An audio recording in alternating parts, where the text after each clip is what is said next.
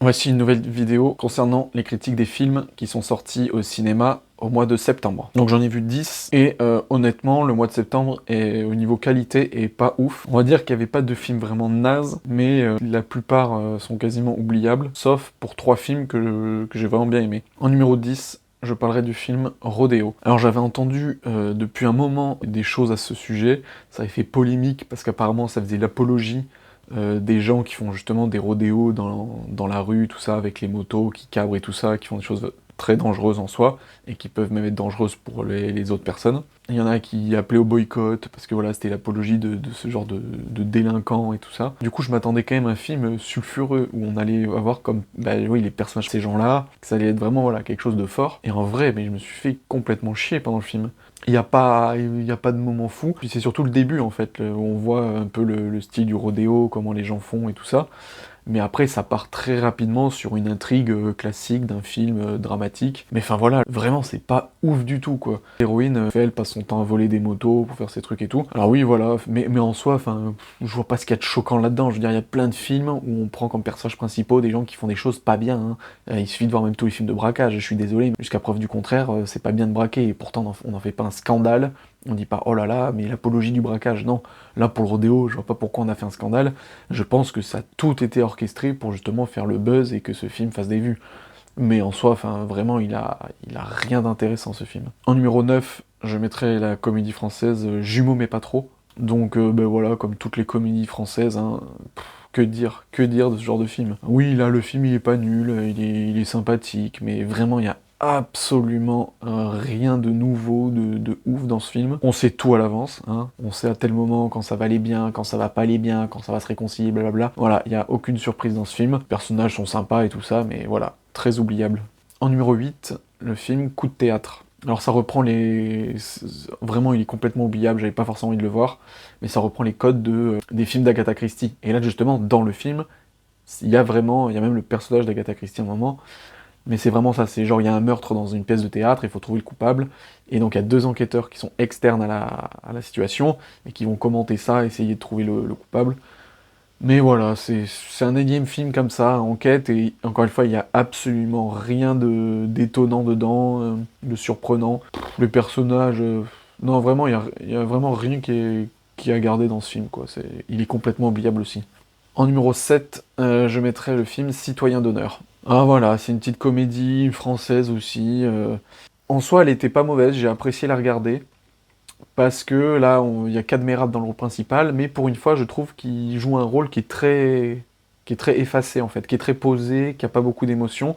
Et en vrai, ça fait du bien de le voir dans un rôle plus lambda. Il y a des petites choses dans le film qui sont posées, qui sont intéressantes, je trouve, que j'ai bien aimé. Le personnage est bien aussi, il est bien amené. Mais voilà, ça reste un petit film, il n'y a rien de ouf non plus. Ensuite, les 3 prochains films, je les mets un peu à égalité parce que je sais pas trop lequel j'ai préféré, c'est vraiment 3 styles différents. Donc j'ai commencé par le film Le Visiteur du Futur, donc film français, qui vient à la base d'une web-série, on peut dire, de YouTube, avec donc plein de personnalités connues de YouTube. Là, ils en ont fait un long métrage avec vraiment un enjeu. C'est bien parce que déjà c'est un film de science-fiction et ça fait plaisir de voir des films français de science-fiction. Donc pour ça, je tiens à le mettre en avant et voilà, rien que pour ça, ça vaut le coup d'aller le voir. Ensuite, au niveau des effets spéciaux, c'est correct, les scènes d'action sont sympas et il y a de l'humour comme il faut. Donc le film en soi est vraiment pas mal. C'est juste que l'histoire de base et vraiment la trame profonde du film, elle est bateau. Bon, c'est une histoire d'écologie, tout ça, sur un univers un peu post-apocalyptique. Ouais, au niveau histoire, enfin, ils se sont pas foulés, quoi, c'est vraiment le truc de base. Mais voilà, pour tout le reste que j'ai cité juste avant, ça vaut quand même le coup d'aller le voir. En cinquième, Compromat, donc notre film français. Donc là, ça raconte l'histoire d'un mec qui va essayer de quitter la Russie après qu'il ait subi malgré lui, en fait, une sorte de... Mais je sais pas si c'est même le terme de compromat, mais en gros, le gouvernement russe va dire des choses fausses sur cette personne pour le foutre en prison, et en fait, c'est des histoires de pression politique d'un gouvernement à l'autre, d'un pays à l'autre. Le film, pareil, est pas trop mal, mais il n'a rien de transcendant, quoi. En numéro 4, Don't Worry Darling. Alors ça, il y a eu beaucoup de pubs là-dessus, les bandes annonces, tout ça, et globalement, j'ai été quand même déçu par rapport à ce que j'aurais aimé voir. Après, en soi, le film est pas mauvais, je crois que c'est le premier film de la réalisatrice. Donc pendant tout le film, on suit cette espèce de communauté qui vit au milieu du désert comme ça, mais dans un village construit sur mesure, quoi, où tout est parfait, dans les années, je sais pas si c'est les années 50 ou 60, et en fait, où c'est vraiment la femme au foyer qui reste bien à la maison, et le mari qui va travailler, bon en même temps c'était comme à l'époque, sauf que voilà, on voit le point de vue de cette femme, et qui sent de plus en plus que les choses sont bizarres, et qui va essayer de découvrir ce qui se passe. Et ouais, donc l'histoire, pareil, elle est assez originale, mais si on pousse bien loin le raisonnement de ce qu'il y a dans l'histoire, bah on voit que ça a quand même des limites, parce que même si on accepte le côté science-fiction, il y a des côtés pratiques et ouais, réels qui sont vraiment pas du tout faisables, même par rapport au film. Donc c'est un peu, voilà, un peu gros. Je sais pas si c'est pour montrer une critique de voilà, la femme, la place de la femme dans la société, tout ça, mais en même temps, j'ai envie de dire, c'est un film qui se passe dans les années 50-60, donc c'était un peu la norme à l'époque. Donc, par contre, ce que j'ai vraiment beaucoup aimé du film, c'est la bande son. Il y a une musique très stressante à plusieurs moments, et je la trouve hyper efficace. Et d'ailleurs, ce genre de son un peu stressant et inquiétant, je l'ai réentendu, c'est pas exactement la même chose, mais il y avait ce style-là dans le film d'après que je mets dans mon top 3. Dans mon top 3, justement, des films du mois de septembre, un film dont j'aurais vraiment pas cru que je mettrais dans le top, c'est le film d'horreur Smile. Parce que justement, je trouve que ce film a été très mal marketé. C'est-à-dire qu'on a vu les pubs un peu partout à la télé ou même au cinéma, mais enfin, ça faisait, vous savez, le genre de pub bas de gamme où on voit des extraits de bande-annonce, et tu te dis, ah ouais, ce film, ça va être de la daube, quoi. C'est vraiment pour rameuter des gens et faire des places, faire des entrées. Donc je me suis vraiment dit, bon vas-y, je vais voir ce film d'horreur, mais il va être pourri. Et en vrai, ben, franchement, j'ai été agréablement surpris.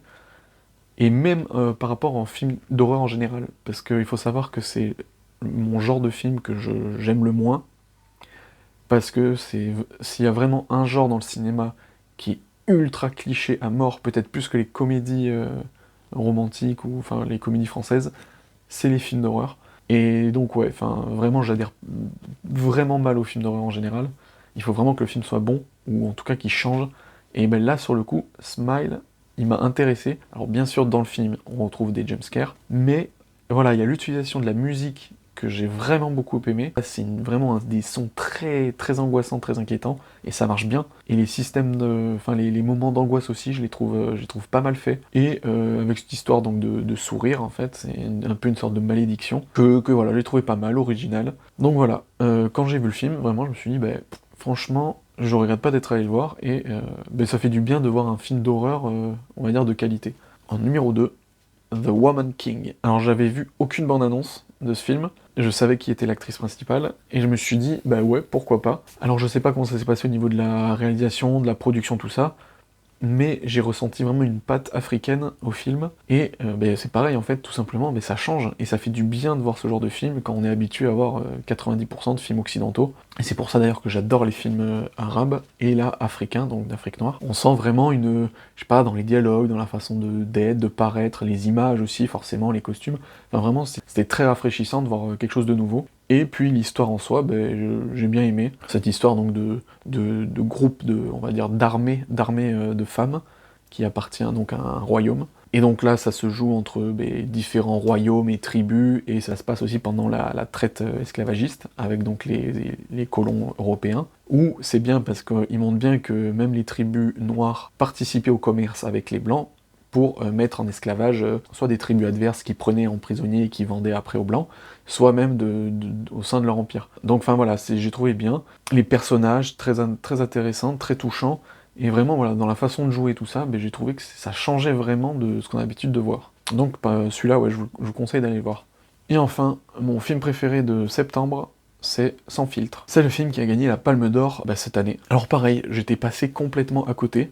Même en voyant le titre dans les films, et en voyant la photo de couverture, je me suis dit flemme d'aller voir ce film. Et c'est un pote du coup qui m'a dit, qui m'a conseillé d'aller voir ce film, parce qu'il avait bien aimé. Donc voilà, j'y suis allé. Et alors vraiment, j'ai beaucoup aimé ce film. Le style, comme c'est fait, tout ça, ça se passe en fait en 3 actes, et avec 3 environnements différents, et 3 idées différentes en fait. Et donc sur les 3 scènes, on suit un couple, un jeune couple de top modèles. Et alors déjà la première scène je l'ai adorée, c'est une scène de restaurant avec la fameuse addition de qui paye. Vraiment ouais, j'ai beaucoup aimé ce moment-là. Et après ça suit avec une scène dans un yacht, avec donc que des riches, tout ça, et avec le personnel de bateau, avec une scène excellente pour ceux qui adorent les vomis. Mais voilà, là aussi très intéressante dans les dialogues, dans les rapports entre les personnes et tout ça. Et le troisième acte, où c'est sur une île déserte, là pareil, avec les rapports humains.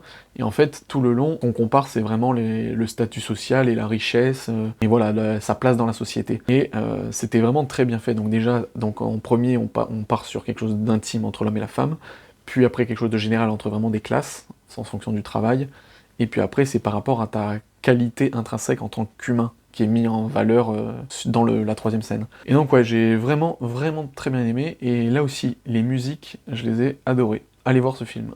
Voilà, c'est tout pour les films du mois de septembre, je vous dis au mois prochain.